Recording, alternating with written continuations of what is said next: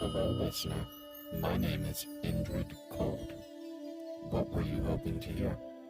A podcast about creatures or the unexplained from two suspiciously qualified individuals? I know you were. I've been watching these two for long enough.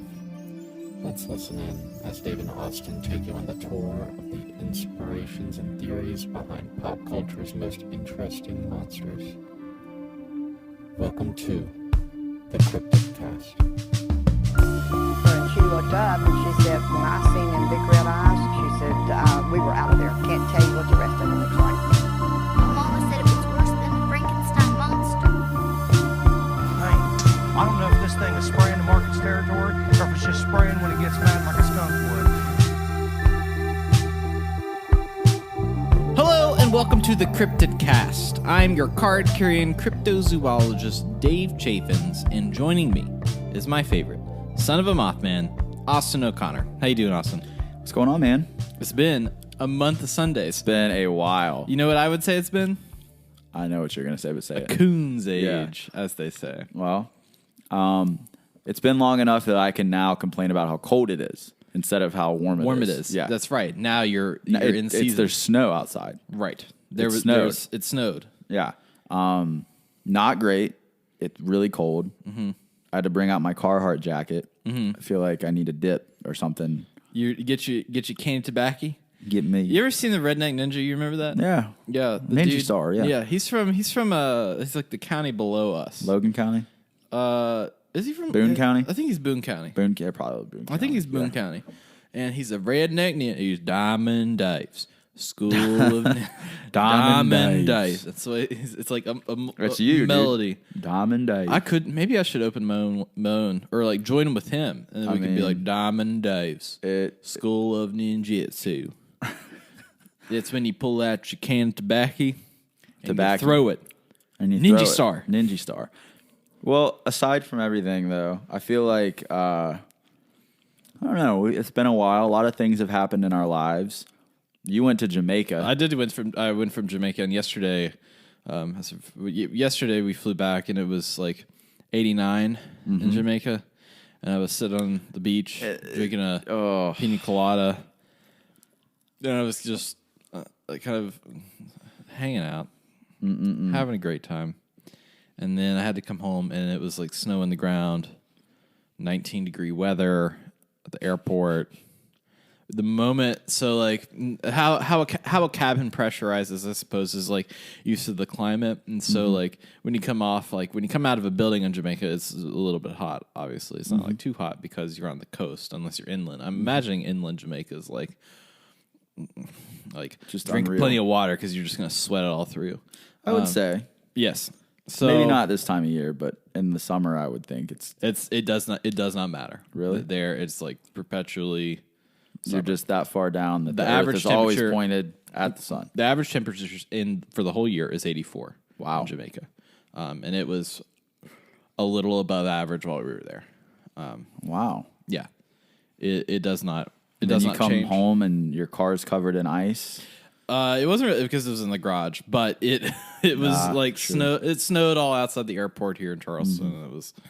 It was Atlanta because Atlanta was 30 degrees, like Georgia was, and so The whole we flew East Coast, man, has been getting hit. Yeah, so we flew in from Jamaica into Atlanta, Yeah.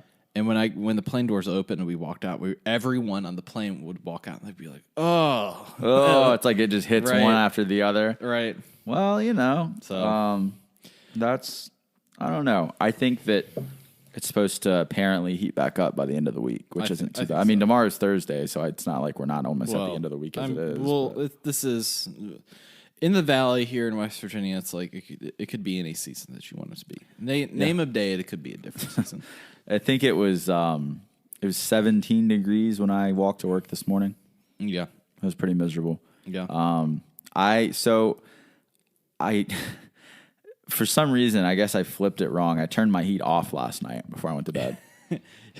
I woke up this You done morning. goofed. I woke up this morning freezing cold. Oh, it was so bad. It was so bad. And I got up and immediately just ran, put some socks on, turned the heat on, whatever I could do. But I don't know, man. It's funny because I asked for this. I asked for the cold weather, so I can't complain. That would happen to me when I lived in an apartment in college where people would get really drunk, and then somebody, like, they're moving around very fast and frantic, being drunk. Yeah. And they would turn the thermostat down in the winter to like 55 and not tell anybody that they did that. And then let's say that I was out somewhere else and didn't party at the apartment, and I come back, not think anything of it, wake up at 7 a.m. and it is freezing. The windows are all like icy on the inside.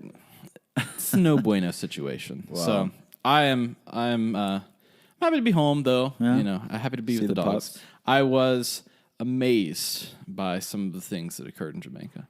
Amazed. I want to hear first about of all, some the of sunset. Yeah? It's beautiful. It's a beautiful sunset.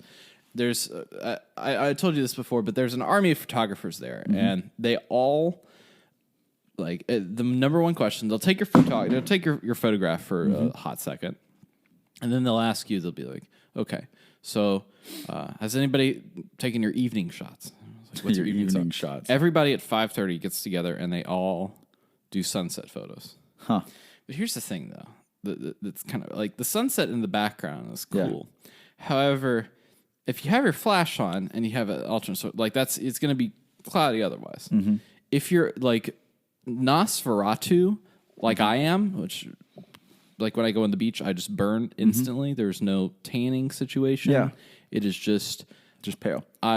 People could consider me a ghost at the beach. I haunt the beach. I don't go to the beach. I just haunt it. Yeah. I mean, I'm pretty fair-skinned as well. When you put the flash on the camera, though, and you have the sunset behind you in this, like, golden area, and it's like, here comes the pasty white guy. Surprise. Right. Yeah.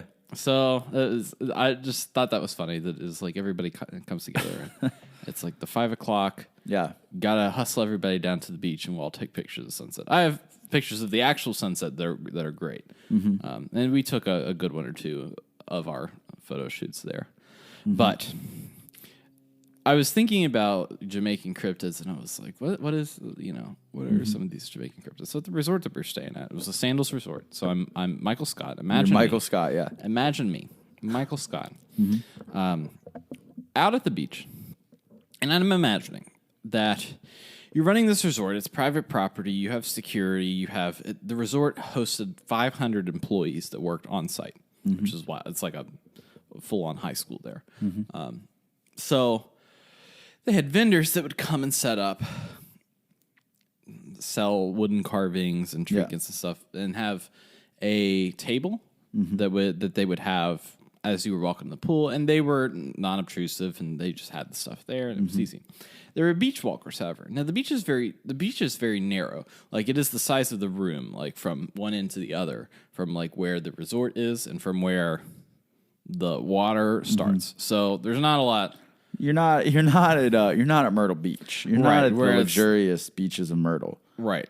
Yeah. So not as spacious. The water there, crystal clear. You can see everything. Yeah. Myrtle Beach's water is really, it's amazing. It's really clear. About as amazing as crystal clear. The void. Crystal clear water, clean. God, not even crowded beaches when you get there. It's great. No, it's amazing. Anyways, so there were beach walkers, and the beach walkers were all selling an assortment of things. Experiences. No, what type of experiences? Trinkets, and other things. But they all had very similar greetings.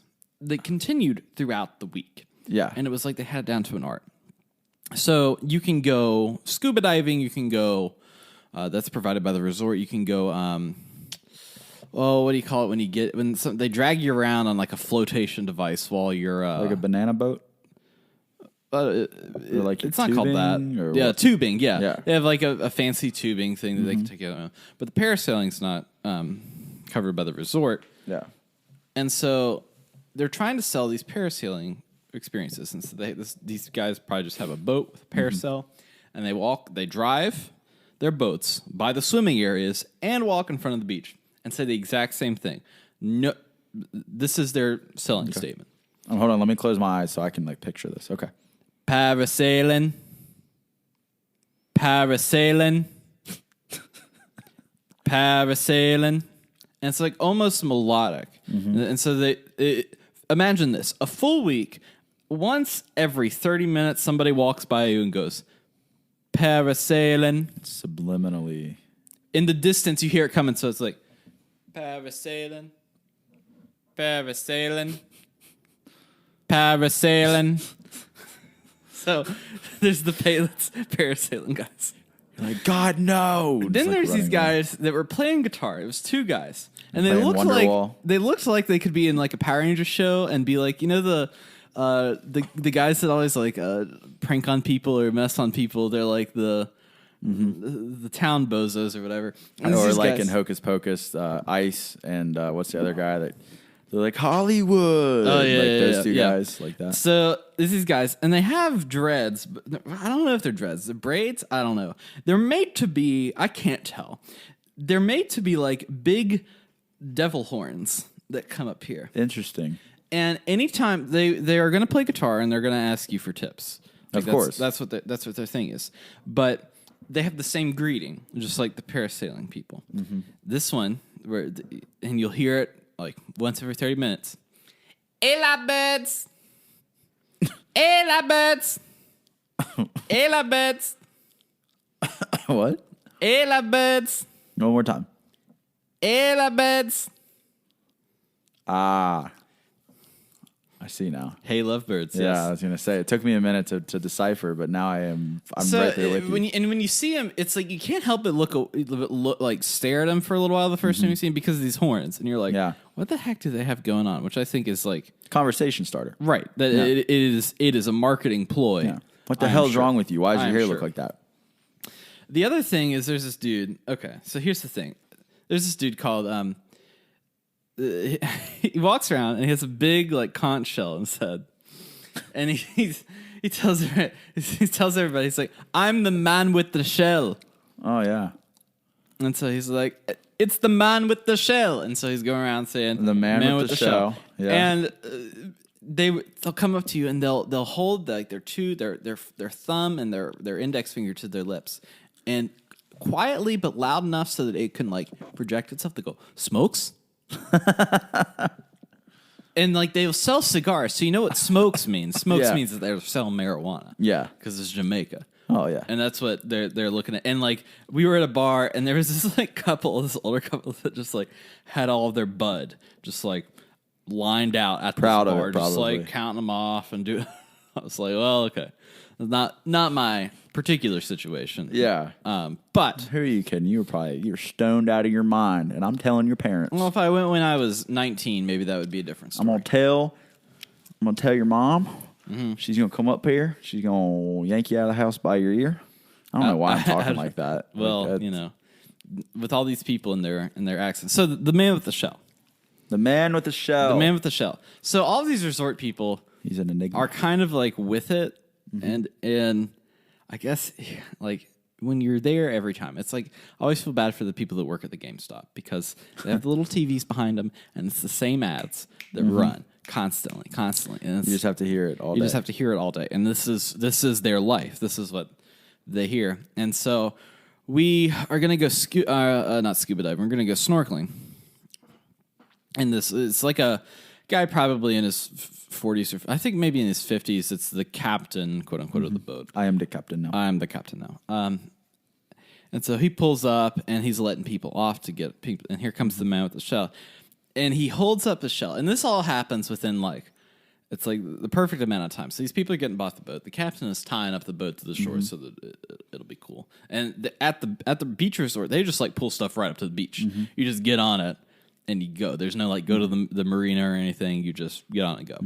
So the man with the shell comes up and he's like, I'm the man with the shell. The captain of the boat with no time turns around and says, the man with the shell can go to hell. It's just like, and he said that in the perfect way. And the man with the shell's face went really sad. Oh, he was like He was sad. like, I am so done with the man with the shell. It's Yeah. like every time I see him, and the man with the shell can go to hell. Oh my god. So you had a wide variety of experiences then. And it's like the constant. the man with the I'm the man with the shell. Hey, birds, parasailing. Hey, birds. You're hearing it in your It's sleep, like- probably. Right. And parasailing's probably the biggest one because it's multiple companies that all say it the same way. Wow. I think it's a marketing ploy. I think it's like a secret marketing ploy. But you were in the warm weather on the beach, away from here, which is good. Yes. You know, get away sometimes. It's Yes. nice. I would call them the beach cryptids because Yeah. they're not very secretive, but it's definitely like its own ecosystem there. Its own ecosystem. Yes. Well, you know, everything has its own thing that it is known for, and they just happen to be known for all sorts of interesting noises and greetings. greetings, and At least they're consistent. yeah, I mean that's you got to if anything, if not anything else, they're consistent. They're consistent with everything. Yeah. Never been to Jamaica. Been to the Bahamas once. How was that? It sounds like it was fairly similar. Just a lot of people yelling things at you, wanting you to buy things when you get to Nassau. Yeah, Nassau is like buy it quick. Pretty lady, let me braid your hair. Kind of A lot of cheap like $2 T-shirts. Yeah. I had one that had the Warner Yeah. Brothers know- logo on it, and it said, "If you see the police, Warner Brother," and it had the Warner Brothers WB on it. Some may call Nassau the Pigeon Forge of the Caribbean. It really kind of is. We went to Freeport too, and it was pretty cool. Freeport was a little different vibe. Well, Freeport's just like it functions as a port city. Duh, Freeport. But Yeah. it's pretty like it's a place that people live. You know, Yeah. It's like Nassau. Obviously, people live there, but it's very commercialized. Oh yeah, there was a kid that went to high school with me. His name was, I think, Raja, and he was born. I think he was from Nassau. If I recall correctly, he worked at the Atlantis when he was younger. Like as a kid, like they would he would work there. And then they moved to America, and he ended up somehow in Bluefield, West Virginia. It's funny how those things. Yeah, happen. but I remember listening to him, and he would talk about living in Nassau, which is kind of neat. But the Bahamas are cool. We went to some place called Half Moon Cay, which was cool. Like it's like a private island. I've heard of that. I think. What's the Is it Royal Carnival? Carnival? Yeah. I think they own it. Maybe they don't anymore. It probably changes ownership. Every cruise ship has like Maiden Cruise Line has like their own quote unquote private island that's just like a beach. Yeah. That It's very pretty though. I just have this, like I've told you before, this weird fear of anything submerged in water. what if you can see it? Not as bad. I think I told that story in the last episode about swimming out and thinking that there was a net and there wasn't a net in the Bahamas. That was, not as bad, but still don't like The it thing very that much. was weird about the snorkeling, so like I'm a pretty good swimmer and was like humble brag. I was just swimming around a reef, Yeah. just Just going in between. It was like getting narrow, and I little was flex there. moving my body a little bit Yeah. to get through. The weirdest thing though was the jellyfish were like. Were like looked like little pieces of plastic that were very clear. Like somebody put some saran wrap in the ocean. Oh, and I found myself in a school of jellyfish at one point, and I was like, okay, I'm going into damage control mode. Yeah, that's scary. I've got to go into damage control mode. How do I get out of here? And I was like, Because if you touch one, you're going to get stung, right? well, if you touch their stinger, yeah. and so it's not like if you touch their blob or their I'm not an expert in jellyfish anatomy. Yeah. I'm an expert in mythological creature anatomy. Yeah. So Well, I'm card carrying in that Yeah. particular regard. jellyfish freak me out, man. I don't like them. I had one. What's their purpose? What do they do? What's their plan? Do they have feelings? Do they have a plan? That's my question. Do they know where they're going? How is there a school of them? What can they see? What are they learning? Jesus. All right. How did you get out of it? Like, how did you not get stung? I just I used my acute sense of situational awareness. Situational awareness. I learned from the Octagon. Octagon. Yeah, and I was like Kip from the Point of Dynamite, and I just like ninja'd my way out of there. Ninja'd your way out of there. Yeah, I'm proud of you for doing that. it's amazing. I know. You amaze me more and more every day. Well, part of it. But I think that we should get into some news. So let's cue the sound effect. Watch for it. Still got it.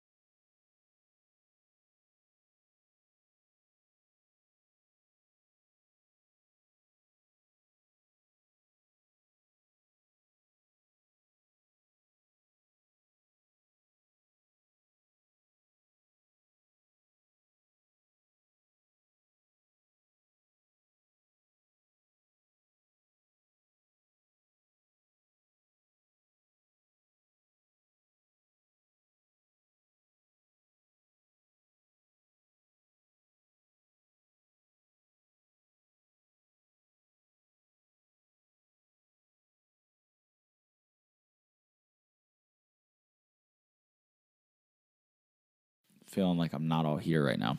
You're fine. All right, you ready? Yeah. The Indian Army has spurred an avalanche of jokes and bolstered the spirits of the occasional true believer with a tweet supporting evidence of the elusive Yeti. For the first time, an hashtag Indian Army mountaineering expedition team has cited mysterious footprints of the mythical beast, the Yeti, measuring 32 by 15 inches close to Makalu Base Camp on April 9th, 2019. The Indian Army account tweeted on April 29th, this elusive snowman has only been sighted at Makalu Barun National Park in the past. The Army has not given any identification that it is joking. According to the Times of India, officials said that we were turning over the evidence to the subject matter experts and wanted to go public to rekindle public interest in the mythical ape-like beast. Twitter users, though, immediately jumped on the opportunity for levity, with many tweeting goofy gifs of a dancing Yeti and mocking the post. The Yeti is an old myth originating with people who call the Himalayas home. It's an alternative name. The Abominable Snowman came from the 1921 interview with British explorers of Mount Everest that was conducted by a journalist named Henry Newman. The adventurers claimed to have seen footprints on the mountain that their guide said came from a I'm butchering this name, Meto Kagami, or Man-Bear Snowman. Man-Bear Snowman. Yeah. That sounds like the Mothman headlight. Man-Bear Snowman. Something. Newman mistranslated Meto as filthy. Then he decided to swap out the word for the more poetic abominable. That's a very hard word to say. Abominable? Try reading it and saying it. I think that's hard. Abominable because Snowman. then you're thinking about the different letters. Yeah. The alleged Yeti has occasionally been sighted since, but none of the sightings has panned out. One of the most famous photographs of purported Yeti turned out to be a rock. Don't you hate when that happens? Yes. So they have the photographs. Look at this photograph. Look at this graph. That's my favorite one. Graph. But no, that is interesting, and it's an interesting move to just tweet it and say, What's with all these international governments coming up and being like, "Hey, aliens"? they're sick of conspiracies. They're Cool. like, you know what, you got us. There's a Yeti. They're being more transparent, and I like that. I think like that the it's almost transparency. 2020. We need more transparency in our government. I need more weird science transparency. Weird science transparency. I'm trying to think about what it's like. Do they have the shrink ray? Where's the shrink ray? Show me the shrink ray. Do they have... I think that we should just start throwing out some wild conspiracies and see what sticks, see what works. Yeah, like darts on the wall, you know? See what hits the bullseye, baby. You miss 100% of the shots you don't take. So let's just every day tweet a new conspiracy at a different government agency and see if they finally crack. Well, if we're throwing darts at the wall, some of them will hit and the others will be just crickets.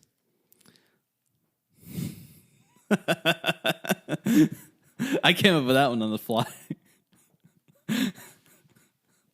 Oh, Austin has his head in his hands. I think I've broken him finally. I think he's finally broken. He says, "Hold on, Hold on. All right. Here he comes. He's coming back to it. He's coming back to it. Do you want to address that or do you want to move on?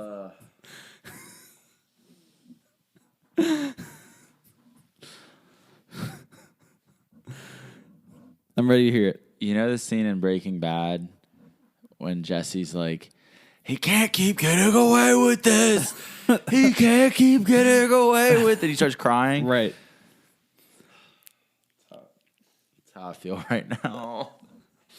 That's pretty. It's like a good man. Let me tell you something. Imagine when I have kids, what this is gonna be like. No. Imagine when you're like Michael Scott. No, God, please, no. no.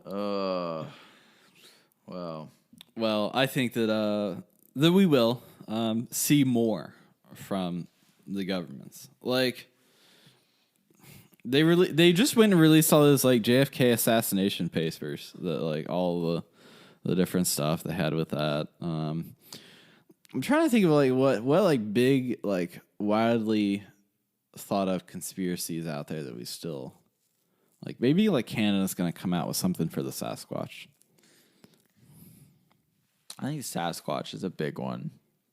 Conspiracies, though. I think the whole moon landing thing. Like, I wonder. We've talked about this before. Yeah. About the moon landing. It's like whether, but I don't think. See, but that's a sense. That's like a thing of like I think that any document related to that is not going to look good for. It will never look good for America. Yeah. It will never happen until it probably be lost everything. Yeah. Because my theory is that it happened. It happened. They went up there and they did it at the same time, but they pre-recorded something, and they were like, "We can't." Yeah. The signal to the moon. It's not gonna work out. It's not gonna be 100%. Yeah, I don't think that video footage is from the moon at all. I don't understand, and maybe maybe I'm just stupid, and maybe I'm just a conspiracy theorist. But I think they did it. I think they went up there and they I agree. They went through the motions. I think that in the 60s But I think that they were like, okay, how do we? Everybody's going to be watching this on TV at the same time. Yeah. Everyone is going to be glued to their TVs for this. If we mess this up, we mess up the American image. Like, there's a lot riding on that. I think that they recorded it like over the course of probably like that year, like working on making sure that the shots were right. Right. And then There's I think that whole that they were theory there, but I don't think that footage was the actual footage. There's that whole theory on that Netflix documentary called Room 237. That's the I've been meaning to watch that. It's about Stanley Kubrick and him. Essentially, he did 2001: A Space Odyssey right after the moon landing, and so the idea was that how it was so well done for like how space actually is. Yeah. It's like, okay, what is that? And then all of his weird connections to all of these different people in the government. Interesting stuff. It's been several years since I've watched that. Anywho. I think there's something to it. There's a lot of weight to it, I think. I mean, like you said, I think that we still went there. I'm not thinking that we never have been to the moon or anything like that. I mean, you look at all the stuff we have going on in space now. There's no way we never went. I mean, like, just the advancements we have, but I think that was total BS that they had the broadcast. Look at us sounding like the Joe Rogan show talking about. I know we're talking about all this stuff. Yeah, and there's just people out there that are be like, yeah, the moon landing happened. I'm be like, yeah, I'm not saying that it didn't. I'm not saying that. Just I think that we were maybe slightly bamboozled, hoodwinked, led astray. So it's like if you understand like PR or marketing at all. Like there's an appearance that everything has to be kept up to. Yeah. And you can't, like, when you get on the main stage, you got to put some efforts in front of yourself to make sure that you don't completely and totally, like... It could have gone great, but we didn't We know learned that. this since the Janet Jackson Super Bowl commercial. Yeah. I mean, not commercial, that Super was Bowl performance. The year the Panthers played the Patriots. Sheesh. I remember that. Well... Then we learned, maybe we should delay everything 3 seconds for live record, so that in case something happens. I think that it's like we could have gone up there and done great, but we didn't know that. So clearly we needed to have a plan because this was during the height of a lot of kind of competition and tension with Russia, and you don't want to go up there and blow it. So if they did it like that, if they did shoot it before and it's not real, I don't blame them. Well, like they brought back like rocks from the moon. Like they clearly went up there, went to the moon, got some stuff, brought it back. Like it's not like it's not like they didn't have anything when they brought it back. You know, they went on a scavenger hunt. They completed the scavenger hunt and then they went home. You know, the proof is in the pudding or the rock. Is in the pudding or oh my god. All right, with that, we will hear a word from our sponsors. In a world where solid-state electronics and vacuum tubes are still meta, people never stopped loving atomic-powered everything. A chosen 500 stepped inside a subterranean vault to be spared the nuclear horror of the inevitable Great War. 25 years later, they emerge after the fallout settles to retake Appalachia. Among them, two former rivals whose blood feud will tear West Virginia apart in their epic struggle for survival. Chad, a vault bro who has a strength of 15, an intelligence of 2, and is a complete wasteland dickhead. Simon, a complicated anti-hero who chooses light and hope, but accidentally becomes a cannibal and wakes up naked and afraid with a Scorch Beast queen after a date goes terribly wrong.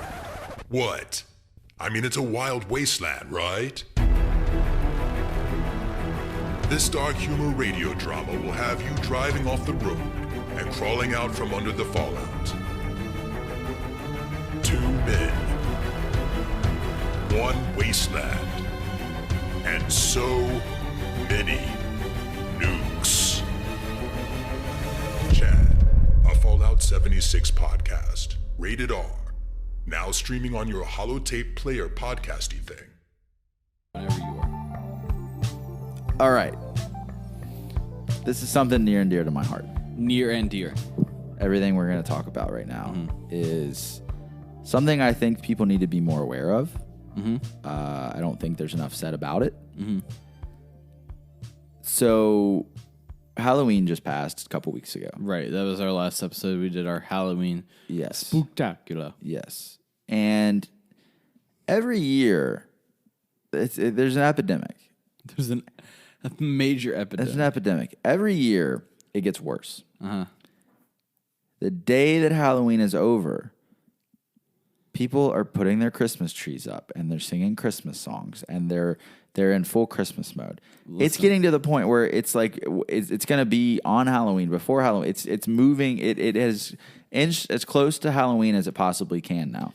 Listen, I love Christmas decorating. I love the trees. I do too. And all the different things. But when you're in Jamaica and you're at the Sandals Resort and they start playing Christmas music while you're eating breakfast in 80-degree weather, it just doesn't fit. It's no good. And I would get it if it was December. I would get it. I'd be with it. Be like, okay, cool. It's like, we get it.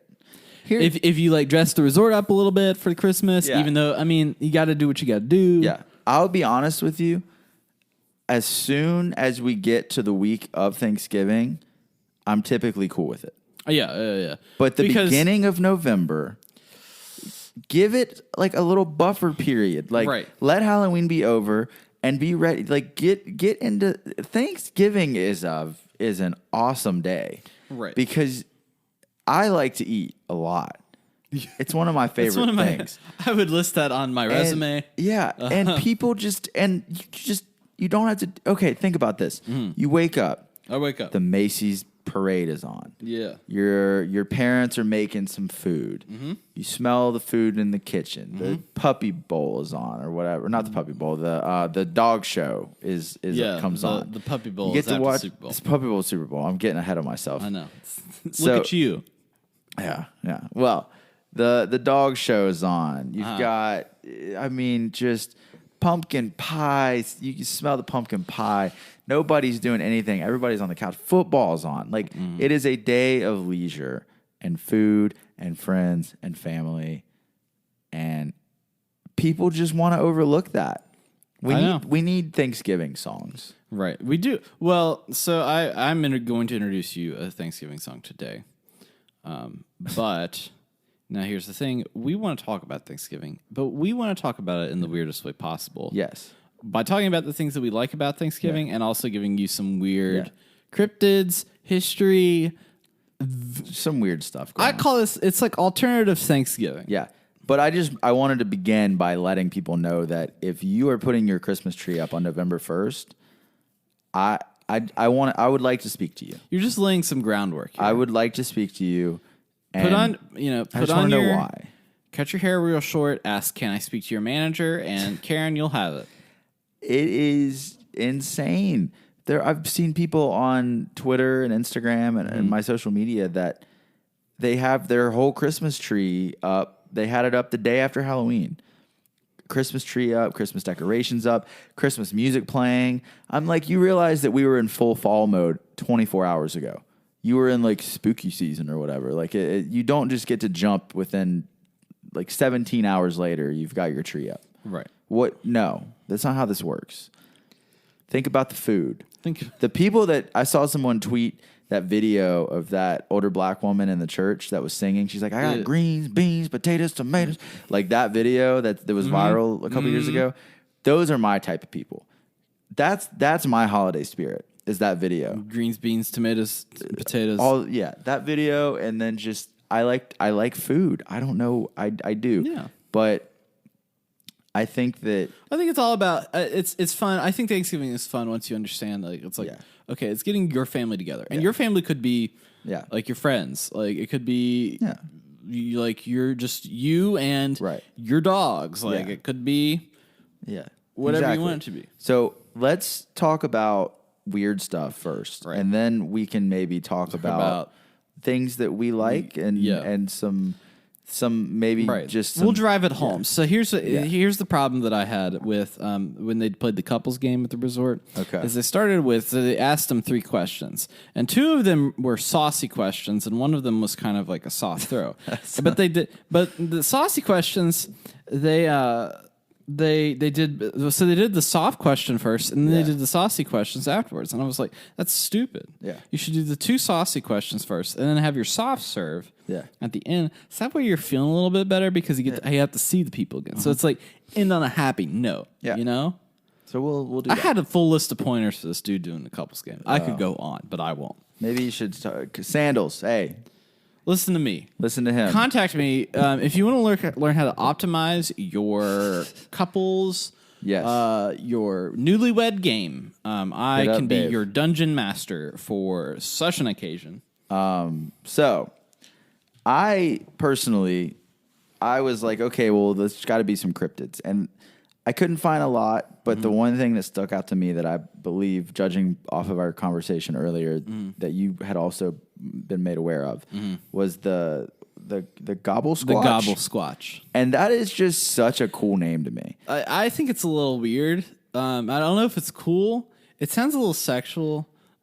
It's only weird if you make it weird. If you make it weird. I don't know what it sounds. It's 100% a made up situation. Oh yeah, but I love it. Yeah, I looked at this website today that was like detailing it. The gobble squatch, and the picture evidence was the funniest thing I've ever seen in my life. It was like giant feathers that like there was like a giant feather and like a car had crashed obviously into like a pole or something, and it had like split the hood a little bit, but they had photoshopped this feather as what the car had like split. And I was like, wow. And the website was like, can you believe this? And I'm like, no, I can't. I cannot believe it. But it was like... so the gobble squatch, what's the dealio with him? So the gobble squatch, from what I could tell, is just a really big bird. It's just a big turkey. What you would... I think that the name itself implies exactly what you would expect it to be. It's a giant turkey Sasquatch type being. Yeah. My favorite thing was that I read a report that Thomas Jefferson had once given a detailed report of something that sounded like the Gobble Squatch. What is with him? What is? I think that he was us. He just happened to be a much more prominent figure in American history. Man, that. Now we have to steal the Declaration of Independence. Yes, I think that. But there was that. There was one report of a man in Western Virginia. Oh, Western Virginia. But what we know Isn't that now just is Western Virginia, like literally, like still Virginia, right? Shenandoah in the area. Blue Ridge Mountain area. Yeah, that Shenandoah River. Like he was was old there. he was hung or hanged rather. He was hanged. He was hanged. He was hanged at the corner of noon. Yeah, he was hanged for I think the word they used was heresy. Heresy. Yeah, he was. That was what the website said. But he was speaking of seeing the Gobble Squatch, and they hanged him. So that made me think. Can you imagine if we were alive back then? We would not be here. We would be dead, like on the spot. Yeah, because we'd be out here telling people that these things exist. Unless we're like prominent, we need to be like prominent members of like the Puritan Church or something like that, so that we can just come up with it and talk about it. But then we can scare other people, you know. Yeah. But I just thought that was interesting that they mentioned Thomas Jefferson because obviously we have a bit of a history with Thomas Jefferson on episodes and giant sloths. And well, the whole weird, thing with the Gobble abnormal Squatch things. that I read was that the Gobble Squatch particularly comes out at the end of November to eat people. To eat people, yes. That was what. And the reasoning that it eats people at the end of November is it is seeking revenge for all of the turkeys that have been killed. That was what I read as well, which makes me love it even more. Yeah. It's like a spiteful revenge It's like seeking. a vengeful spirit. Yes. Stalks the woods. Stalks the woods. I think that of all What of is the your poultry consumption, tiny mortal? tiny mortal. But honestly, like, could you be mad if you got killed by a giant turkey? Could you be? I mean, that's a kind of a cool way to go. You could be killed. Well, so my coworker that I worked with lives maybe 30 minutes outside of town, and she went to work, and they have like a little they live in this house, and they have like a fence with a gate around it. Yeah. Out there, out in the country, you get to have a full house with the gate and everything because you got so much land. But she couldn't leave her house because she was pinned in by 30 turkeys at her gate. And she recounted to me this story where she didn't know what to do.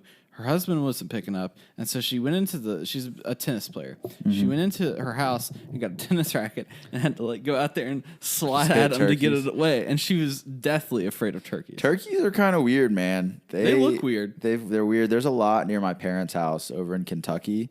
Mm-hmm. But my thing is, imagine. I thought they just had chicken there. In Kentucky, yeah. Oh, okay. Well, that was strike 2. Right. Okay. What happens at strike 3? I just leave. Okay. Yeah.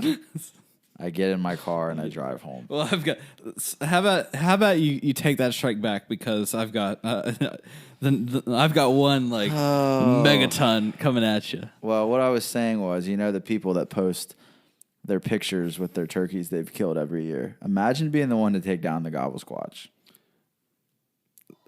What would that mean? Would they just be crowned like the exalted ruler of Thanksgiving? What does that mean? It's like, have you seen the video of Hannibal Buress from the Eric Andre show where he's like looking at his hands and it's like got the like crazy music over. It's like, oh, yeah, yeah, oh, and he's like staring at his hands like with all the power. Yeah, that's basically you after you kill the Gobble Squatch. You just amassed and yeah. What does that mean? Does that mean that it's like all like any sauce you touch, whether it's like Chick-fil-A sauce or like we're not McDonald's going down this road. sauce, I know exactly. Nope, we're not going to let you finish this joke. It turns into cranberry sauce. Nope, we're not going to let you finish this joke. Like you have exhausted your dad weird corny jokes. Well, so we found this Gobble Squatch character, yes, that is stalking around, and so I went and I was like, I wonder if there's any more that are attached, and I went to this website and I was like, I found this one. The reason that this is funny is afterwards. So I found something about the rainbow children. Why do we keep going back to kids on this show? So the rainbow children are a very rare cryptid that were sighted in the 1600s during the foundation of Jamestown. They were said to be humanoid creatures made out of liquid rainbow. After heavy storms, the rare double rainbow will form. When these did form, as the stories goes, the rainbow children would form out of the bottom of the rainbow. They had no features of any kind other than they appeared as a humanoid water being. What does it mean? But they were rainbow colored. The stories that the rainbow children would seek out the nearest poor civilians and then turn them into a puddle lasted forever and provided an infinite gold for the people when they would need it. So they would turn poor people into a puddle of gold. The conspiracy theory states that they were actually never any like Native Americans at the first Thanksgiving. It was only rainbow children. And I was like, what? I was like, whoa. First of all, this entire, like, when we decided we were going to try to find some like weird Thanksgiving things, I was like, there's got to be something like really good out there. But all we found was like the weirdest, like, probably like strange high conspiracy thoughts that people have had over the years and just put on the internet, on Al Gore's internet, just for us to find. Well, so I read through this and then I was like, what site am I getting this from? It's createacryptid.wiki. Yeah. So that explains it. It's just made up. I can't believe we don't own the rights to that. I'm going to copy it. This says this article's a stub. You can help us cryptozoologists by expanding it. Okay, let me go look for my rainbow children here real quick, and I'll get back to you. We need a domain. Yeah, we do. Help us. Anybody, if you're on the Discord or anything like that, or you want to tweet us, help us. What should our domain be? What would our domain be if we had a website? So we could be and specifically for finding rainbow children, are we talking about? Just cryptids in general. I'm over rainbow children. I'm not because I was thinking like the seeing rainbow, like the reading rainbow, and then we could have LeVar Burton come in and do like info documentaries or something about him. As a website, what would I call it? I would call it bad jokes and crazy stuff. Just two wild and crazy guys. That's two wild and crazy guys. Crazy guys. Yeah. So I was looking at cryptids and I ran across this other kind of fun fact, just not particularly related to cryptids. Yeah. Was that so? The song "Baby It's Cold Outside." Baby, it's cold outside. There's been a lot of debate over this song over the last few years. Yeah, it's a Thanksgiving song. Yeah. Whoa. It's a Thanksgiving song set during Thanksgiving. Is it? It is a song that is particularly about Thanksgiving. It's not about Christmas. Yeah. It is about. It is set to be a Thanksgiving themed song. That was the intention. As soon as Thanksgiving hits, I'll be in full Christmas mode and I'll join them and be happy and merry. Right, yeah, of course. I'll be right there with Christmas. them. Yeah, I love Christmas. Great. It's a great holiday. I'm not hating on Christmas. But Baby It's Cold Outside is a Thanksgiving song. Yeah. But now here's the thing. I think that it's a cryptid song too. Okay, so do tell. Because they're trying to avoid injured cold. Was that the... That was the other one. Yeah, that was the one. I needed my strike back for that one. That was the...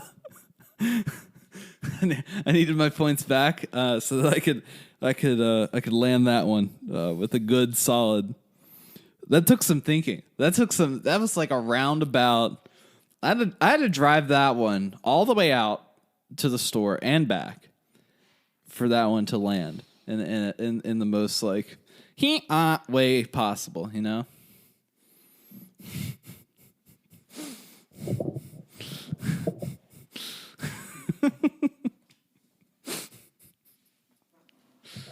I should have known that was coming. Like the signs were there. Right, because it was like everything. I was on there. cryptids all of a sudden, and then I'm like, baby, it's cold outside. Yeah. It was all there.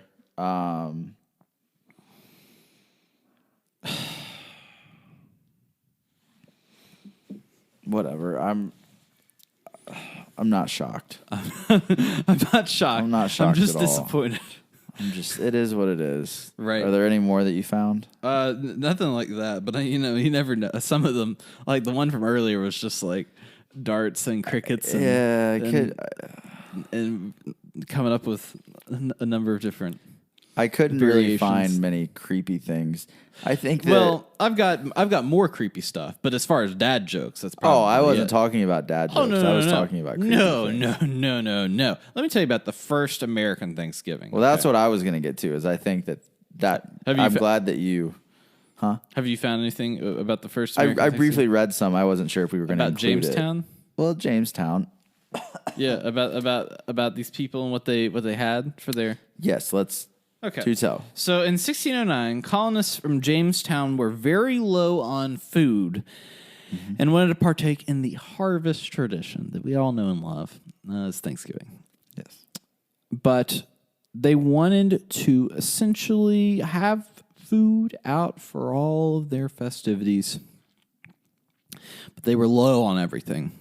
So for their meal, they had a platter of horse, rats, shoes, and the settlers that had died the previous year.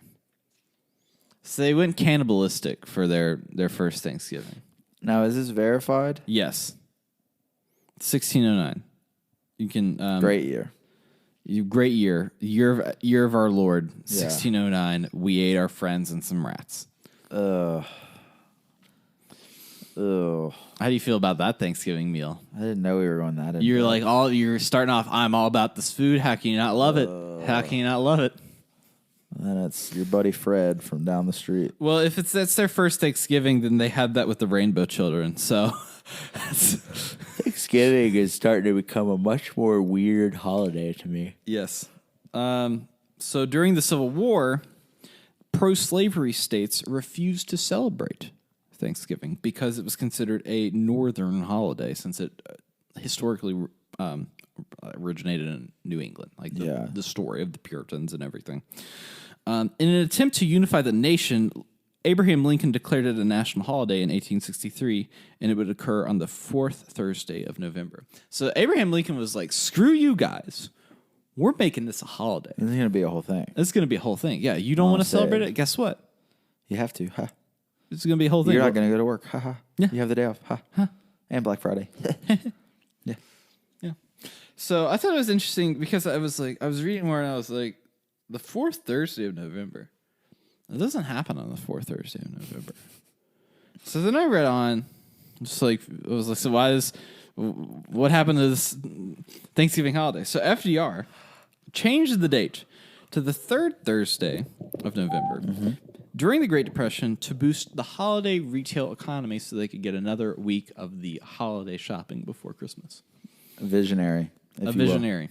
It's part of his the New Deal. The New Deal, yeah. New Deal. Guess what? We're moving Thanksgiving 1 week earlier. Everyone cheers. The crowd goes wild. There's turkey legs flying. Tomatoes are cut. It's like a whole air stew. Somebody's with the spoon over there. They're stirring it all up. Oh wow, you thought this one through. It's like the Great American Melting Pot, man. It's like all. You're going all in on this. Yeah.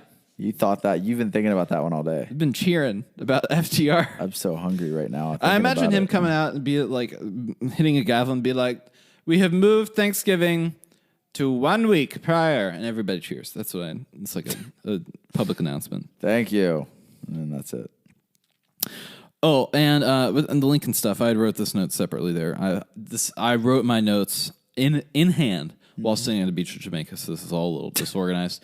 So a woman by the name of Sarah Hale was the one who lobbied Lincoln to make Thanksgiving a national holiday. Yeah.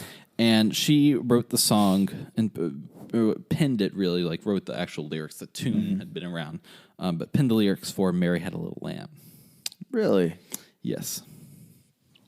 There's a lot going on right now. Yeah, there is. A lot. What do you think about all this, like, ancient Thanksgiving history?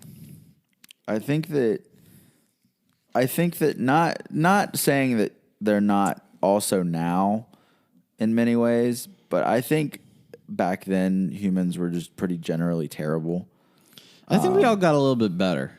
I think we've gotten better. Yeah, I think as we go in society. stages where like we all like it's like we all get to a good point where we're all like pretty good, and then we all get closer to each other because that's what happens with like technology advance. We all get closer to each other and we all get mean for a little bit. Yeah. And then we like it's like 5 steps forward, 2 steps back, 5 steps forward. 2 Yeah, steps. we have to have some downtime. Like, Right. remember when butt chugging was a thing? I think that was a low point in American history. Isn't it still a thing? Isn't Probably. it still I don't know. a thing? Vaping is a thing. The Juul, it's a thing. The Jewel. Yeah, I used to say that people looked like futuristic bounty hunters when they did that.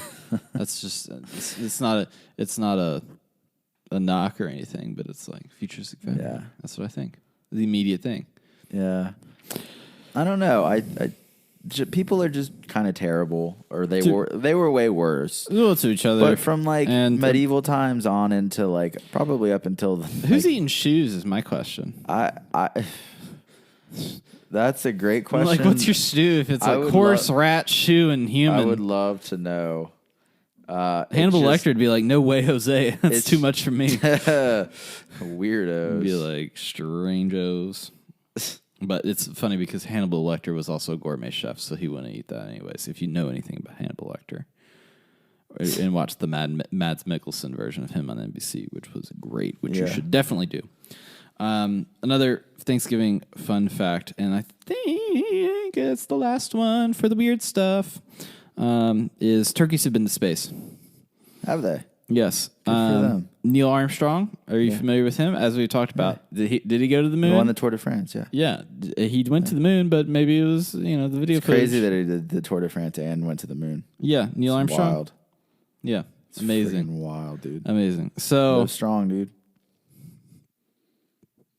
I had one of those bracelets. Live strong. Yeah. Does it say Neil on there? Yeah. No, no Lance. It just says Neil. No. After the whole doping thing, I just pretend You that just Neil like- did both. Neil I don't, did both. I don't acknowledge Lance I think that's anymore. pretty good. So, turkeys have been to space, and Neil Armstrong, for his first meal in space, had turkey. That's pretty how neat. you know turkey's been to space. Turkeys have been to space and we haven't. What are we doing with our lives?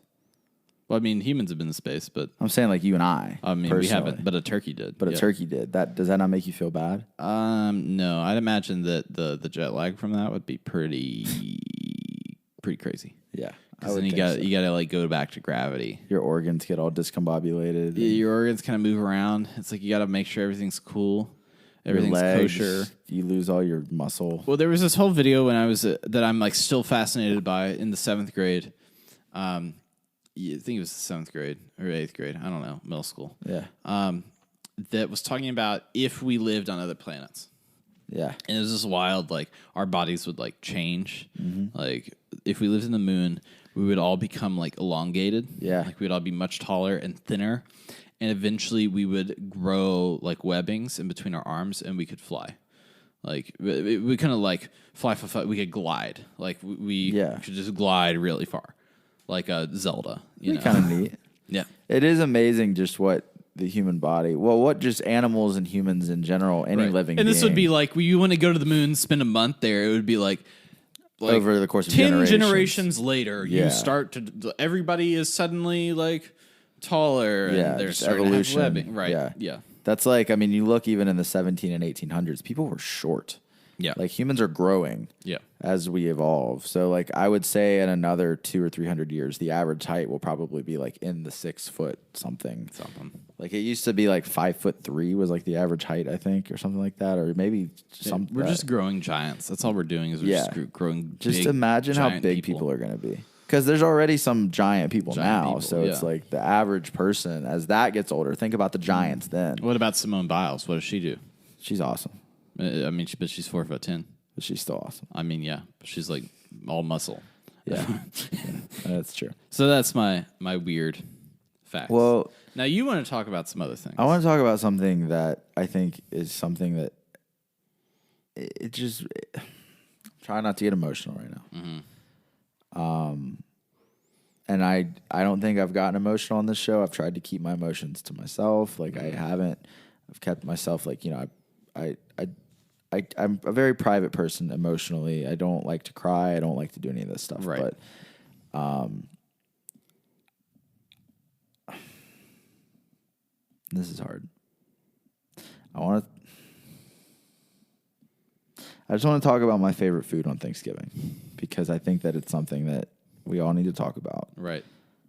And I want to hear your favorite food. I got some hot takes. What are you? Okay.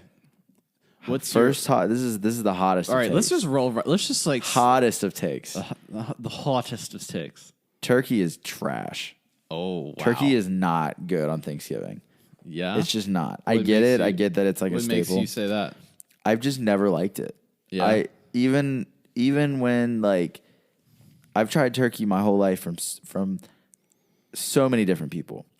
No matter how like much everyone's like, oh, it's like, you know, so like I know some people hate the word moist, but like the only word I can think of is dry. Turkey is just dry to me. No matter what someone does to it, no matter what I've tried, it's just dry. Ham is the superior meat on Thanksgiving. Well, that's the Christmas. That's the Christmas thing. That's what you have at Christmas. Ham's good year round though. I like ham. Turkey's good year round. I have turkey and everything. I'm pro turkey. I have like this week we're making chili. What do we make? Turkey, ground turkey. We use ground turkey for absolutely everything, and turkey bacon. Here now, let me get you a hot take. Turkey bacon's delicious. Turkey bacon is better than actual bacon. It is. I agree. I like turkey bacon. Whoa! Did we just come to a consensus? Here's the thing. Is that the first time on the show? Yes. Here's the thing about turkey. I just don't like the turkey you eat on Thanksgiving. The like classic turkey. The classic turkey slices, whatever. I like turkey burgers. I like turkey bacon. I like turkey in that regard. I just don't like the traditional turkey in that way. That's when I like ham. I like turkey meat in other ways, in other foods and other variations, whatever. I just don't like that particular styling. So I'm not hating on turkey all around. No. I just think that type of turkey on Thanksgiving is I think that's overrated. a fine opinion to have. I think that you're fine. I wouldn't say that it's something that I agree with. Okay, well that's fair. Look at us. Paul Rudd, look at us, huh? Look at us. Who would have thought? Not me. I do my best to stay away from ham and pork in general, but I still like it. But then I think about that, like pigs are just like little dogs. Yeah, I don't want to think about dogs, and the minute you think that they become. So we've kind of stopped.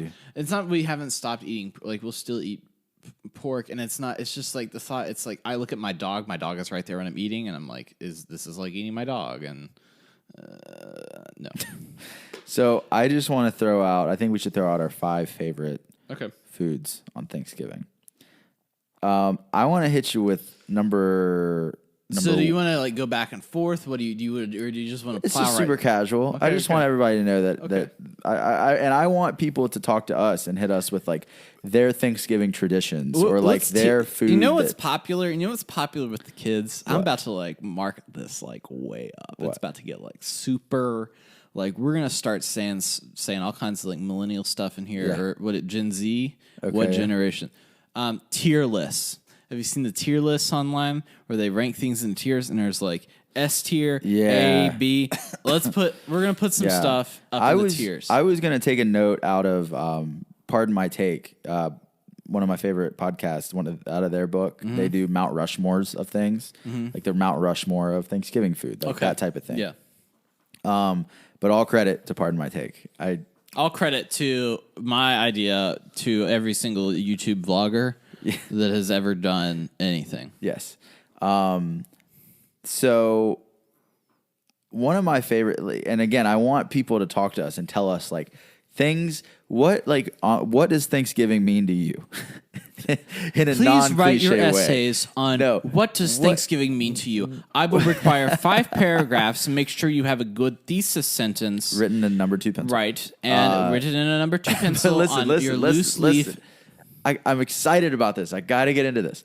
I want people to just tell us some of their favorite foods on Thanksgiving because I think I am very interested in like tell us some of the weirdest things. Let's just like balance this out. Okay, tell us about your favorite food, but also tell us about the weirdest things about your Thanksgiving. Like I think I'm very interested in cultures and family tradition and how things across the country, across the world, and in different regions like. People do things differently. And everybody has a different time for Thanksgiving, too. We're just doing it because it's timely to us, and that's what's on the brain. Yeah. But, I mean, like, Canada's already had their Thanksgiving. Yeah, like, other countries do it in their own way. Right. So, it's like a harvest festival. Yeah. So, like, tell us. Like, I want to hear, what are, like, the staples of, like, food for you, and what is something that maybe is is unique, different, weird, whatever you want to call it. So like I would like to hear these things. But my number one, green bean casserole. I love green bean casserole. Yeah. Is it the like, do you have like almonds in there? Is it I don't know. It's like pecans? crack though. Like Green bean crack thing, casserole and broccoli casserole are both delicious to me. Green bean casserole is a little more traditional to Thanksgiving.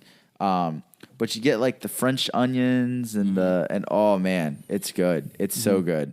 It's my favorite side. I'm not a big stuffing guy. I've never been a big stuffing guy, but green bean casserole is big. That's like, I think it's tough. It's very contentious. Like I don't know what number one really could be. I have an idea for what my number one is. Like, what would your number one be? I mean, now here's the thing. It's not just one thing. It's a combo. And Okay, hit me with the combo. You eat them together. So it's taking turkey. Yeah. Okay. Turkey, cranberry sauce. Okay. Put them together. Yeah. It's fantastic. I think it will fix. That sounds good. I think it'll fix you, because the cranberry sauce is real, like kind of watery and kind of jelly. It gives you it makes it less dry probably. Right, It gives you that, and it's like a splash of freshness because the turkey meat is pretty dark and you know it's not dark meat, but it's like muted like meat and potatoes kind of situation where the cranberry sauce kind of has a little bit of a freshness bite to it. And I think that it, like as Jonathan Van Ness on Queer Eye says, it judges it up. It judges it up. Yeah. Okay. It makes it a little bit better. That's fair. Well, I'm kind of going out of order in terms of like meal, but this is my number two, pumpkin pie. Pumpkin pie is really good. It's just I've never had a pumpkin pie that wasn't good. Selena made a pumpkin pie, and now here's the thing: we've been watching the Great British Baking Show on Netflix, and she has gotten to be a pretty good baker. I mean, I'm not saying just like pretty good. Like there's a point that I am. It's like at a certain point, I'm going to nominate her for whatever the American version. Yeah, is. like and she should be on it at this point. Yes. And she made a pumpkin pie the other week, and it was like, we were like, I want pumpkin pie, and she just like made it. She like handmade the crust, and it was like, oh man, it was like, kill yourself over. It's good, man. I just don't, I like I said, I've never had one that's bad. It's good. But the best to me is when it's just super, super, super cold.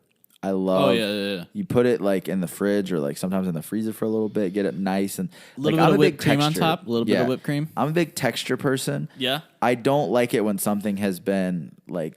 I don't like it if it's like soft. Like I want it to be like kind of like not frozen, but you know what I mean. Kind of like it's cold. Like it's like I put like Reese cups in the freezer, like that type of thing. So it's cold and it's just fresh. Injured cold, right?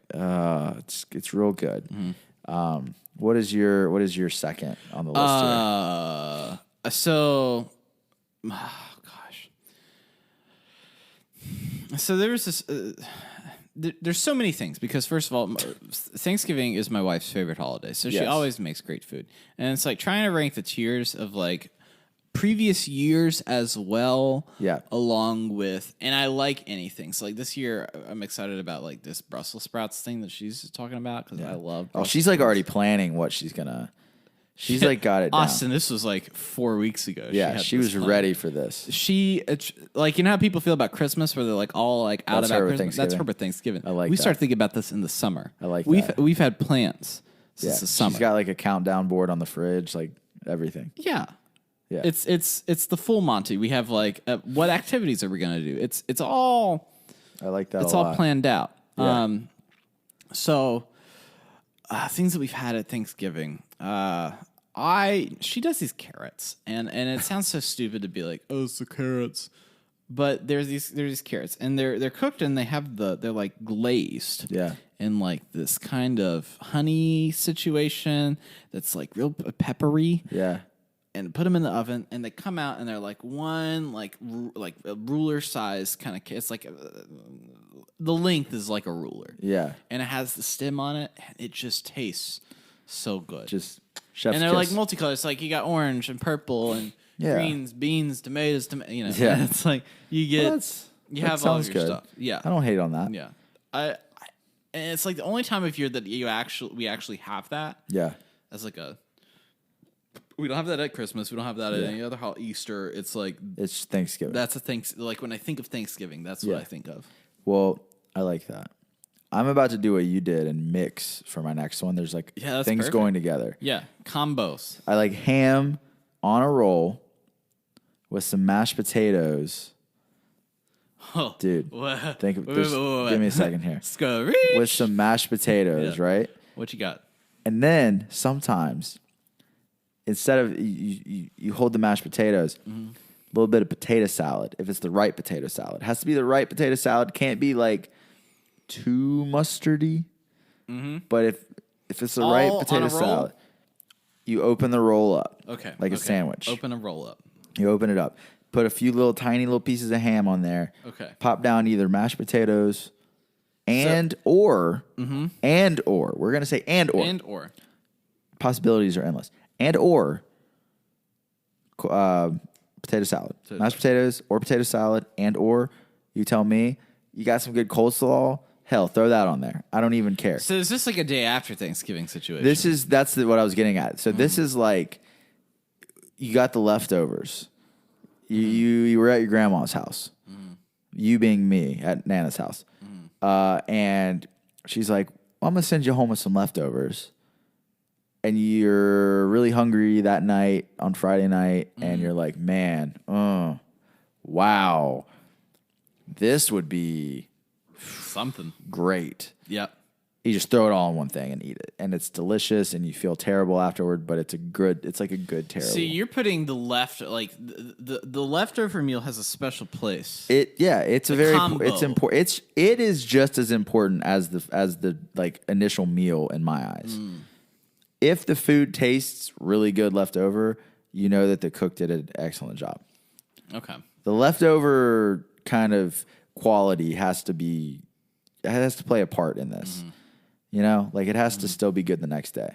Sometimes it's even better the next day. You never know. Right. I don't know, but that was the next thing. But then kind of like I just want to throw out my last one, just my wild card. Kind of wild card. First alternate, deviled eggs.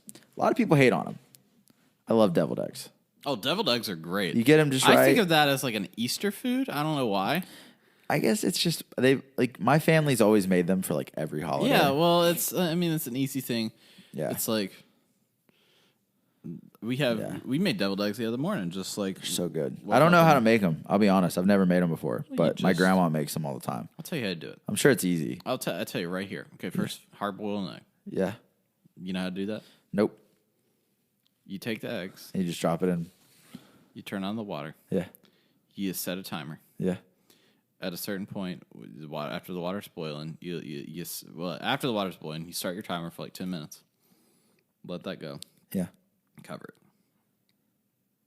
Turn the heat off. Then they're done. And you pull them out. Peel them. They're gonna be like little eggs. Cut them in half like you would your deviled egg situation. Take the little yellow pieces out. That'll be very easy because it'll all be separated. And then you put them in the bowl with usually like a relish of some sort, like a Worcestershire sauce. Worcestershire sauce. Yeah. A little bit of relish. It's at that point it's like your deviled egg recipe, like whatever it is that you want in there. You can make it as you will. That's how you make the deviled eggs. Well, this has been Teaching Austin to Cook. Well, from somebody who knows absolutely nothing about cooking, but just watches his wife do these things. I guess I've just always known it was about boiling, but I never knew the specifics of it. Oh, you do this, then this, then this. But yeah, they're delicious. Very, very good. I like a deviled egg. When I think of Thanksgiving, I would just want to shout out to casseroles in general. As I don't think I've ever had a bad casserole of any kind. Honestly, I've had it now. I've had a bad casserole. You might have more casserole experience than me. Well, it's like the international food of white people. The other thing, I'm trying to think about my last one, and it's hard to pick. Before I do that, I will say that. So my wife is cooking she cooks all the food for Thanksgiving, except for this year. Her brother, who is a fantastic cook as well, is bringing the cranberry sauce. He always does an excellent job with the cranberry sauce. But she cooks everything herself. But this year I'm doing a signature cocktail. I still have not decided what my signature cocktail is. Yeah. And I have a bar cart in the dining room. Oh yeah, I got the full. I'm gonna cart it around and do a signature Thanksgiving cocktail for everybody. There's like a gambling game that we're gonna do after dinner. Like we get a whole situation planned out and ready to go. So, favorite thing, and I use that as a segue to kind of finally decide. Pumpkin. No. Excuse me. Apple pie. Apple pie. One year, my wife made made this fantastic apple pie, but it wasn't just apple pie. She homemade this caramel glaze. And it was like this homemade situation that was like really meticulously made.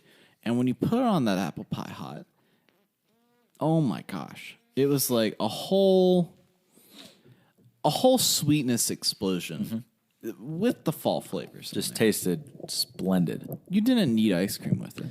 See, and that's the gauge of, is this a good apple pie? Is if you need, because ice cream automatically, any dessert, It's gonna make it is taste going to good. take it to the next level. Exactly. So I'm with you. I am not a big apple pie fan, but I'll eat it. Not that I dislike it. It's just not my go-to pie. Right. Like some nights I just have a hankering for a McDonald's apple pie. I'm like, I'm gonna go get an apple pie. from McDonald's. I think having a hankering for any McDonald's food is fine because all McDonald's food like has a particular taste to it, and it's the chemicals in it. Yeah. But your brain is like, I really want a burger or the fries and a Coke from McDonald's. McDonald's is it's like that. I've recently discovered the spicy chicken sandwich from Wendy's, and it has changed my life. So good, isn't it? It has changed my life. Do you see why I would be like, I'm gonna go grab a spicy chicken sandwich? Yeah, because I was like, why would you grab it? That sounds so stupid. It's a good sandwich. And the chicken is good. Yeah. Everyone I've had the chicken is like, I'm surprised at the quality of the chicken. Yeah. And the fact that it's actually spicy. Yeah. It's not playing a fool's game. No. Yeah. It's there's just enough spice there that I would call it an actual spicy chicken sandwich. I went to the Black Sheep and got a Nashville hot chicken burrito. And it's the same ingredients as the spicy chicken sandwich at Wendy's. And it was so good, but it was the exact same. Because it's like tried and true formula. I'll tell you Hey, what. listen. Speaking of, I do want to say this. Over this past weekend, I finally tried the Popeyes spicy chicken sandwich. Oh, how was that? So I did a video review in my car. I set my phone up. I missed that. I set my phone up. I didn't post it anywhere. Okay. I just have it. I think I sent it to like one friend that asked about it. Okay. So, but I haven't You really need to put that in the Discord because I think the people will enjoy that. I don't know if the video will upload. The file you just upload it to YouTube, unlist it, and then put it on there. Maybe I'll do that. So I will say, Okay. Here we go. There was a lot of debate online. All right. for There's a lot of months about it. discourse. Yeah. People were like, "Oh, it's so much better than Chick-fil-A." Oh, blah blah blah. A lot of trash was talked, and there was a lot of expectation. Well, going into this. you're part of the Bojangles family as well. I like Bojangles. Okay. Chick-fil-A's always been number one in my eyes. Okay. And I was like, I'm going to give this Popeye sandwich a chance. And I got it, and I pulled over to the parking lot and stopped and everything. And the presentation was phenomenal. Yeah. From the jump, I was like, this is a professionally made sandwich. Like, this thing looks, I think in the video I say phenomenal. I was like, phenomenal. Fries are delicious. I got a little bit of sweet heat sauce from Popeyes. And I took that first bite, and it was so juicy. It was amazing, right? And I finished it, and my conclusion on the Popeyes spicy chicken sandwich. Okay. It is still not as good as Chick-fil-A spicy chicken sandwich. I don't get the debate. It was delicious. But Chick-fil-A spicy chicken sandwich was like, I don't think you can beat it. Here's the thing about Chick-fil-A. I don't care. I don't care about Chick-fil-A. Doesn't mean anything because guess what? When I was a freshman in college, they had a Chick-fil-A on campus. Why are you speaking so like softly? Because this is very important. I want people to listen. If you eat Chick-fil-A every week for a year, you'll kill it. You'll what? You'll kill it. You won't be able to taste it anymore. You'll just taste. You had like, it all the time, didn't you? It will just taste weird. So you ate too much of it. I can't do it. It's You like, just you know, in desensitize college and you'd be yourself. like, I can't drink whiskey because I'll throw up because the last time you drank whiskey. Yeah. So Chick-fil-A is like that, except it's the only thing that's lasted like that. Yeah. Where it's like, You just can't do it. And it's not that I can't do it, but I'll eat it and I'm like, this tastes like I'm a freshman in college. Just like when I drink a Yingling, I'm like, this tastes like a freshman in college. Yeah. Like, there are those things. right. Chick-fil-A, I could see how that would happen. Like, you would get tired of it. Yeah. And that was before. So, not that we had limited dining options whatsoever because we had like a ton of stuff. But the next year, so that was like a lunch go-to for me. But the next year, they opened up the sushi bar. And so I would go to the sushi bar. That was beside the hibachi grill that we had. You guys had in our Qdoba. everything. And you could go and get your boiled lobster and in your steak dinner and your handmade salads and you could anything that you want. We had a Qdoba. A Qdoba on campus? Yes, it was the second most successful Qdoba in the entire United States. Are you serious? Well, I could see that. Yeah. I mean, Tech is a big campus. So. It was the only one in town. Like the campus is so big, it served the most people. And is second in the U.S. I think it's actually closed now, and it's something different in there. That's weird that it would close after being the... Or maybe I got that wrong. Maybe they opened a Qdoba. I know that they opened a Qdoba in town, and they opened a Qdoba in town, like in the actual town, And then closed it. Yeah, because it was like they were like, oh, they just love Qdoba. It's like, no, they love Qdoba because it's right there. Yeah, and they can just go get Qdoba. That's true. I would be there all the time. Could you use your meal plan with it? Yeah, that's what you did. Use your meal plan with Qdoba. And it was great. Even we had such good dining options that I continued to have a dining pass after I had like fully moved off campus. Yeah. And I would just go over there and get a burrito. Like if it was like 4:00, I was at my apartment. I get on the bus take me to the Qdoba. I get off the bus, go in Qdoba, get a burrito, get back on the bus, take it all the way back to my apartment, eat it, and it was like still hot and great because burritos, They hold. Yeah. Well, we've learned a lot about our taste in food. Yes, and we have. we learned about weird cryptids that don't exist. Well, I've got one more for you in our community cryptid section. This one is submitted by me, myself, and I. Is that you, or is that just what they said their name was? That's me. Okay. I just wanted to make sure. I'm just being, You're just new boot goofing. I'm just goofing. Just new boot goofing. So I want to talk to you about. I looked up while I was out there, and I thought about asking the people. I thought about asking a few questions to the people that are around here. Like, I'm of the conspiracy that there's tunnels underneath the resort that everybody goes through and like pops out of, and it's like the secret tunnels, and that's how they get everywhere. It's like Disney World. It's like Disney World, yeah. Yeah. Which we are looking into our Disney World trip for next year, where I go to Star Wars Galaxies and like kill it, which I will definitely. That would be about. Sweet. I want to go there really bad. I was listening to this podcast the other day. Talking about a podcast on a podcast. Where the whole resort is like in on it. Yeah. They're all like, you go up to a stormtrooper and they're going to be like, what are you doing out here? Yeah. And you're like, I'm at the Disney park. They were like, are you a member of the Resistance?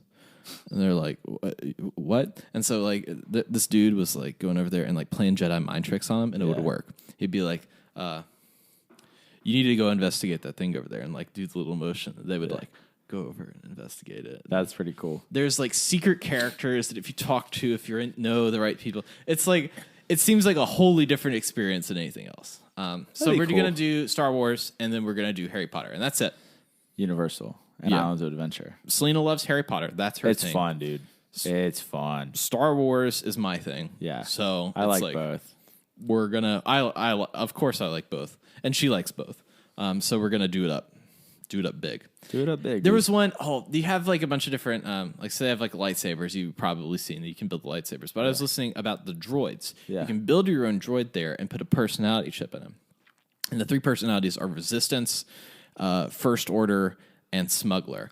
And as characters, like if Kylo Ren comes and it's Resistance droid that you have on your person that can like attach to your back, like if Kylo Ren, like the actor, walks by the droid, it'll act scared and it'll make scared noise. If it's a First Order droid, it'll like come to attention and like look at him. It's like wild stuff. It's like magic. That is wild. The magic stuff. That sounds sweet though. Anywho. The red Jamaican Macaw is what I'm going to talk to you about today.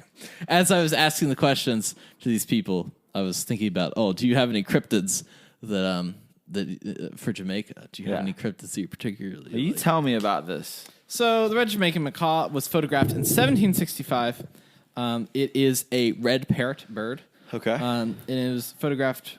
Well, it was photographed by this dude, and it was photographed as in like it wasn't like taken with the picture. It was like copied down, like a painting of the red Jamaican macaw, yes. and then was stuffed. And then it was shown to this guy named Dr. Robertson once, and he was like, "That's weird because there's no red parrots in Jamaica, but there are in Cuba, and there are in South America."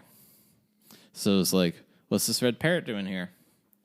And that, my friends, is the definition of a cryptid, because it could just be like, "This doesn't belong here. We don't know what this is.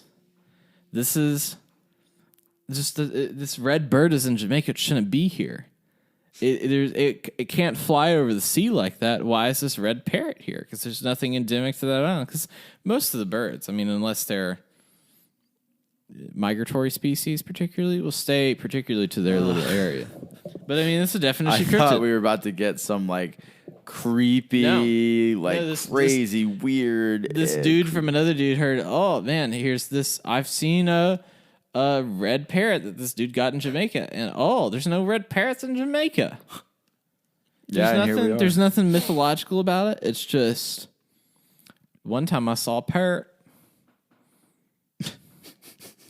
So that as hence why I would present that to the class today, because well, thank you for that. You know what? I can't wait for our iTunes review to be something like, "What happened to the cryptids? All they do is talk about food now.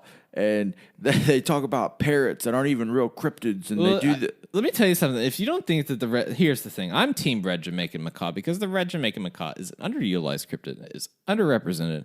And frankly, it's the most likely cryptid that we can find out to be like was real all along. Like there could be, I want like a big coming out ceremony for when we find the other red Jamaican macaw. Like I want like there to be streamers and I want them to be like, when they see them, they'll see like two of them at once, and people come up to them and be like, "Hey, lab birds." That's a callback. That's what we call a callback in the biz, right there, in the baby. biz. Yeah. In the podcast and biz. Yeah. Which we don't really have. Yeah. Yeah. So, now you know. Yeah. Because it's my super short show. Remember that? No, I don't know. I said that once in another episode. Did you? Yeah. Is that a callback? Still didn't catch on. That was what I was getting at there. Okay. Yeah. Well, if you didn't know, you can catch us on iTunes and Stitcher and Spotify and other podcasting services. Just search for The Cryptidcast. You can find us on Instagram, Twitter, and Facebook at _Cryptidcast. We're on TikTok. We're not on TikTok. We're on Vine. We're not on Vine. We're on Snapchat. We're not on Snapchat. But we do have a Zynga page. What? See, that was before MySpace. You had Zynga. We're on Bebo. You're on Bevo. Get our show on Betamax. We're on Imager.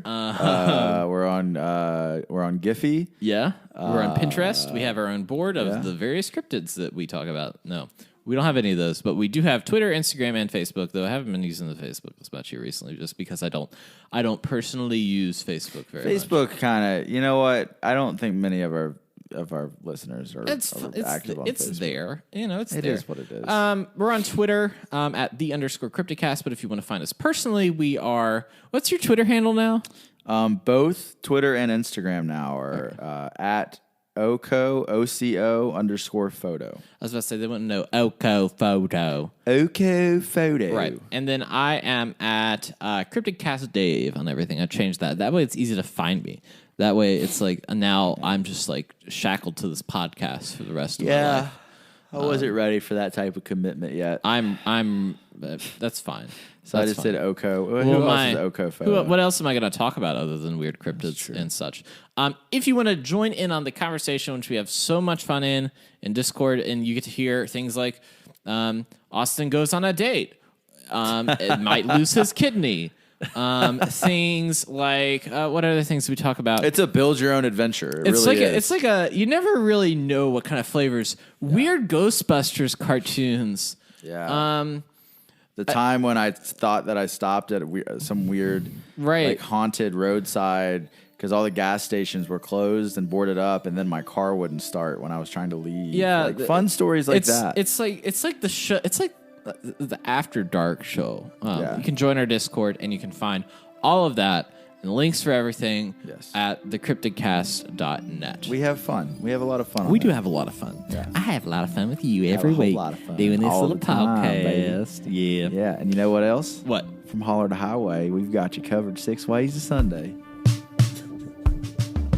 This podcast was hosted by Dave Chaffins and Austin O'Connor.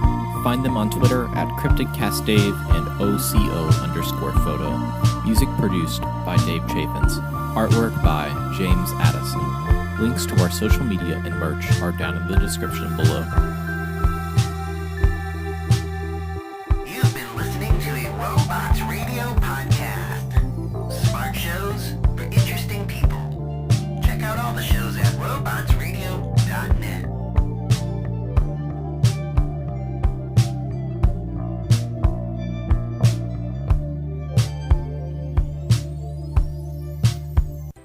Hello. Hi. Do you like bad movies? Do you find yourself defending bad movies, saying things like, well, the soundtrack was okay, or the costumes were pretty fun? From the previous hosts of It's Not That Bad podcast, we bring you Fresh Tomatoes, the movie podcast, from Simone LaRue and Chad Ekovitz. Every week, we review 2 movies that did not do well critically, but we say, hey, there's some nice things about them. Maybe Rotten Tomatoes was wrong. Maybe they're all fools, and you should watch these movies regardless. We'll also talk about scenes that could have saved it, and we'll often refer to Simone's cats because they're amazing and adorable, and we love them. And at the end of each review, we will tell you whether we would watch this movie again, or in what circumstances we would recommend you watch this movie. So, join us on July 9th for the first drop of our main episode, and then 2 days later for our drop of our minisodes. And on Robots Radio Podcast Network. Come see us on July 9th. We love you so much already. Bye! Bye.